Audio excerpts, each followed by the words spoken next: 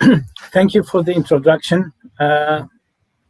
My name is Gilad Bandel. I'm working as business development and marketing at Cymotive. A few words about Cymotive.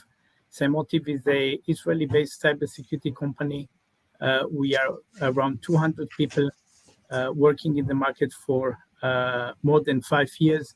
We provide a combination of products and services to many OEMs, tier ones in the market. So today I will focus on the vulnerability management and how to uh, manage this thing and how to navigate and negotiate this challenge. So let's look at the challenge and motivation ahead. Uh, let's look at the market from different perspectives. If we look at the vehicle, we have the pre-certification phase, and many people spoke in the past regarding the UNR 155, GBT, the Japanese market, and the challenge of the process before the certification.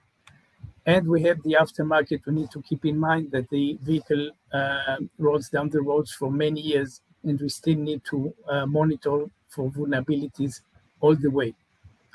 There are two players here. One is the vehicle, and the other one the organization. Organization, namely the OEM or the tier one, and basically anyone that is developing software. So let's follow along the path the different challenges from the different perspectives, and then try to come with solutions. So during development phase, you must, if you are developing a software, regardless whether you're an OEM, tier one, outsourcing, subcontractor, you need to monitor the vulnerabilities and you need to address them. You need to minimize the risk. So you need to have a system in place which is monitoring your vulnerabilities along the path. Finally, when we're ready to submit all the artifacts, evidence, reports to the auditor to receive the required certification of compliance for the new vehicle model type, and this is required mainly for new vehicle types as of 2024, mid-2024. If you are tier one, then you need to come with all the documentation and information to the OEM and provide this information. If you're an OEM, then you need to collect all this information, aggregate it, verify it, and prepare it for the type approval. Happily enough, we got the vehicle on the road. So this doesn't mean that our life becomes easy. The other way around. We need to continuously monitor vulnerabilities along the life cycle of the vehicle. So if you are tier one and you develop a software for an ECU, you need to monitor the vulnerabilities of this software. There may be several cases, such as a new vulnerability which was detected and wasn't known before, and now it needs to be addressed. So the vehicle has a vulnerability inside, you need to address it. Or a new version of software is rolled and you need to upload it to the vehicle, and you need to make sure that it is not installed with a vulnerability inside. If you are an OEM, then you have the full responsibility of the vehicle. So all the issues, all the software which you developed internally, you need to monitor the vulnerabilities and make sure that there are no critical or major life-threatening vulnerabilities inside the vehicle. If you look from the organization point of view, the worst thing that can happen is a cyber event. It doesn't necessarily need to end up with people killed. The reputation can be impacted just by publication, just by coming to the media and someone shows that a vehicle can be compromised remotely. So if you're a tier one and you provide software which is full of vulnerabilities to the OEM will stop buying from you. So you lose business. If you're an OEM, then you lose market share, and there are a lot of costs like recall and updates and brand damage that can be caused by such an event. So the negative reputation is an issue here. We need to address the vulnerabilities. Always, this is part of the cybersecurity management system all along the way. So let's look what can happen. These are a few examples of things that happen, and you can find many of them on nearly daily basis. By the way, some of them occur in the vehicle inside, so you can have a close access to a vehicle via Wi-Fi, via cellular, via Bluetooth, and it can be done remote over the cloud because all vehicles are connected. So we have computerized computers, which are connected vehicles. Mentioned before, they are automated driving, so all the autonomous vehicles have even more software. And we go to cooperative driving. So if you compromise one vehicle in the front of the platoon, you actually compromise all the 50 vehicles following. So the impact can be quite severe. Our solution, it's called Carlet. This is a vulnerability management system. This is a product which is installed on many OEMs and other customers. It fulfills all the regulation requirements, the UNA 155, and it is following the ISO SAE 21434 standard. So we are okay with this, and we're following this. And this is one proof that the system provides the value.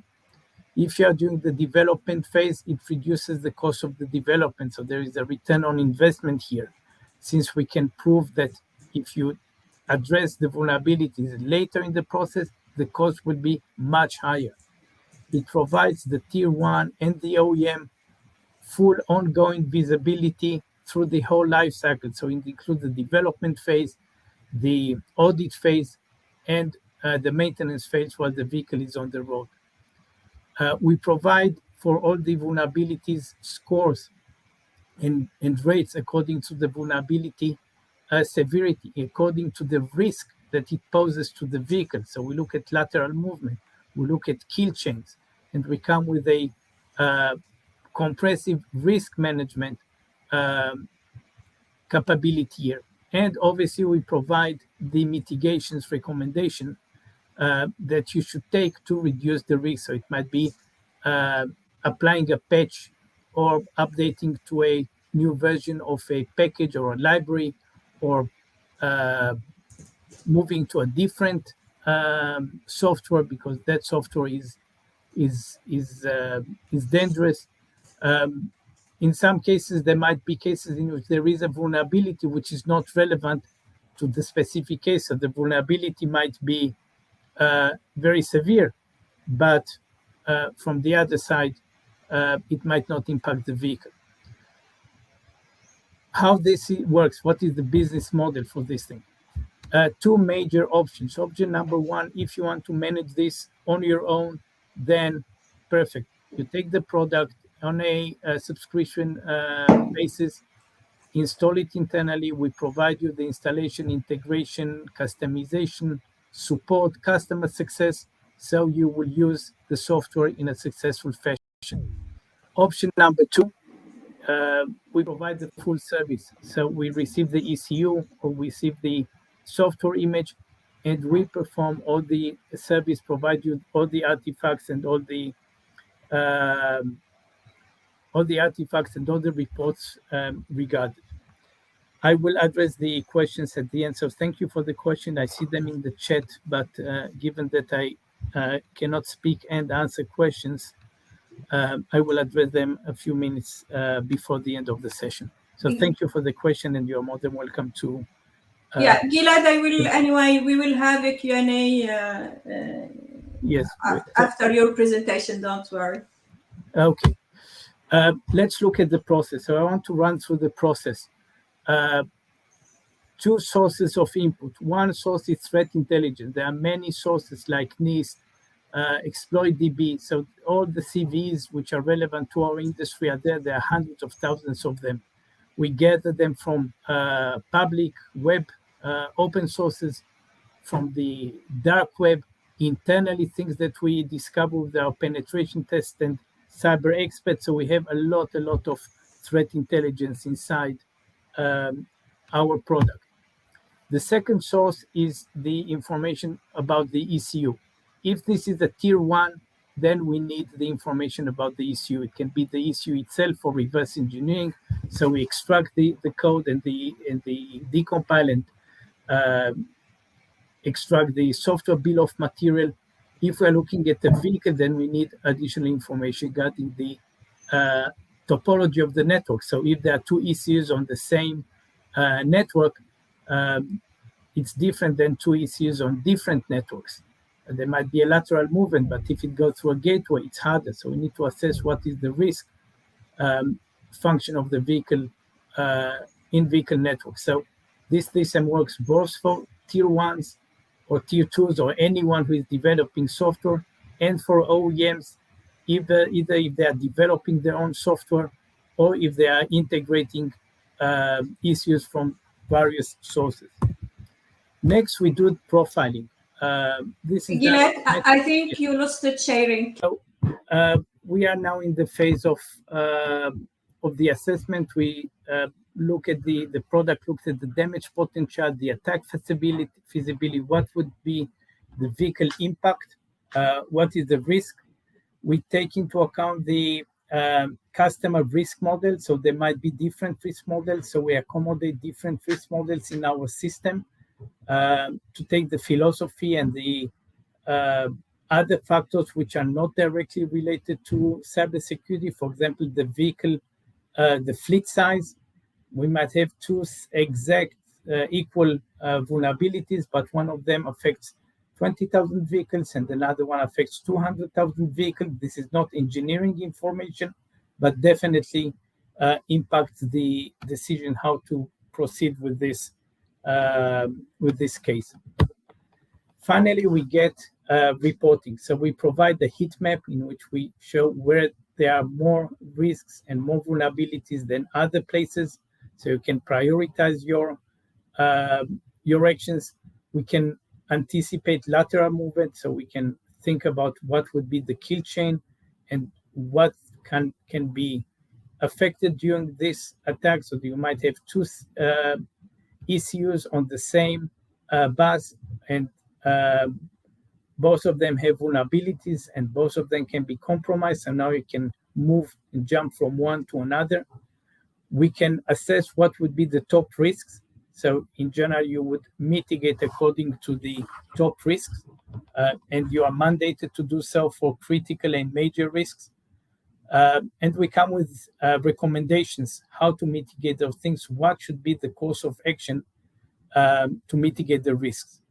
Finally, we provide the report and the information required for compliance, and the system can interconnect with local systems. For example, if there is an API to the configuration management, asset management, then we can collect the information from there. No need to feed it manually. If there is a trouble ticket system, we can open three tickets directly. And if a ticket is solved, then we can update that this risk is now handled. So let us summarize what we saw here. We have here a continuous vulnerability management system. This is a cornerstone in the cybersecurity management. It is required by regulation.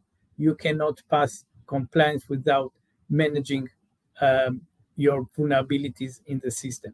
And this is regardless whether you are an OEM or a tier one. In both cases, you need to manage this thing. The basis for all this is asset acquisition. So we need to find the information, whether from your systems using API, using manual feed, using Excel, by reverse engineering of the image and finding the software, deassembly, decompiling, accessing via a CLI interface to query the device if it is a live device. And this way we get the information regarding the assets. At the end of the day, we can manage for a tier one the supply chain. So this way we can assure that the source of information and the quality of the software provided by the supply chain is also measured in the cyber and vulnerability management space. As a software development organization, tier one OEM, you need to minimize the risk and you need to manage them. As the earlier you do it, the cheaper it is. So we can prove that there is a return on investment when doing vulnerability management. And you need to apply the right controls in the right places to mitigate the vulnerabilities, and this needs to be a prioritized fashion. So there might be a mitigation which is very, very expensive and other mitigation which are cheaper, and you might be better if you mitigate 5 cheaper, take course of action of 5 cheaper mitigation than one which is very expensive and reach a better situation. At the end of the day, you can do this either internally with your team, so you can take the product and use it in terms of data protection. It can be done on our cloud. It can be done on your cloud if you very much want it. It can be done on bare metal, on premises, on your own internal system. If there are any issues of not taking information outside of the organization. So our cloud, your cloud, we support multi-tenant environment. You can do it with your experts, but we know that there are lack of experts nowadays. So we can assist you in this by outsourcing and using our professional services and our analysts in this respect. So everything can be accommodated. So thank you very much for your time. I will take some questions now. Anything that you would like to approach us for more information, please drop me an email. The email is presented right here. You can contact me through the B2B platform here. I'm available for questions. And let me look at a few questions which came in. One of them related to the incident response. So this tool relates to something which is done outside of the vehicle. This is done on the software. Yeah. In parallel, there is another system and another setup that we provide here, end-to-end cybersecurity protection by means of placing sensors inside the vehicle and intrusion detection system inside the vehicle. All this information is conveyed to a aggregation system, a security information and event management system, a SIEM, which is managed by a VSOC, Vehicle Security Operations Center. And from there, we can come with incident response, and we can come with how to handle an event in real time. So we had, for example, the Log4j that came in, and we analyzed it. We found where it occurs, what is the impact, what are the risks, and we came with a mitigation plan for our customers in the incident response team. So this is a parallel thing. I'll be more than happy to speak about this at another time. It's not the subject of today, but yes, we do support those things as well. Okay, thank you, Gilad. The other question from Yap, do you work with the chipset vendors or directly with OEMs? Okay, so our we don't go to tier ones. Normally, we have cooperation with tier ones, with chip vendors, mainly on the IDS, on the intrusion detection system. We can find vulnerabilities in hardware, so it's not only software like the Intel meltdown. We can find vulnerabilities. So yes, we look at vulnerabilities of hardware and software, but this software runs in the cloud, less relevant to chip vendors. The chip vendor relation is more relevant to the in-vehicle system, the IDS and the sensors that we have in the vehicle, and there definitely we cooperate with tier ones, with tier threes like chip vendors. Yeah, I have another question, quite a provocative question. This question is, continuous vulnerability management looks a way to continuous make money for companies promoting this approach. Can you evaluate the cost compared to a solution security by design where you trust your security? First of all, excellent question, and thank you for this Sorry question. for that. No, it's an excellent question. It's a good and professional question, so I appreciate it very much. First of all, we advocate a defense in-depth approach. and multi-layer defense. So there is no one magic bullet that you can put and the system will be foolproof. So in this, let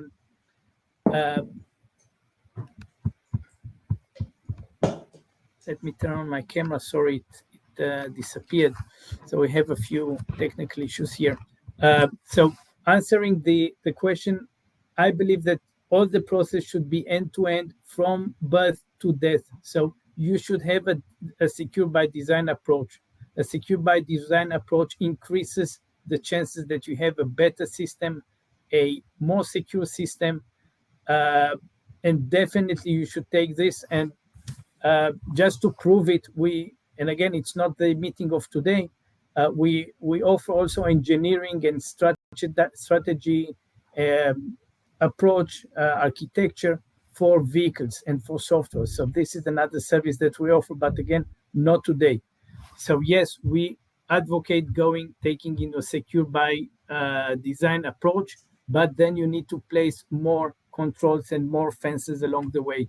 The same as a country does not have only a fence at the border, but also lays mines and has radars and have an army and has many ways to protect the country. The same goes with the vehicle. You need to have an intrusion detection system, and you need to have vulnerability management and so on. So it is not something that you compare. This is something that works in parallel. Okay, so it's not something that competes, something that adds. Okay. And the smart thing of an OEM is to take the budget and wisely spread it over the relevant things that will generate the best value for money. So if the consideration is IDS, which is more important, go for it. If it's a combination of IDS and vulnerabilities, goes for it. Regulation, by the way, mandates. Thank you so much, Gilad. This is a good transition for our next speaker.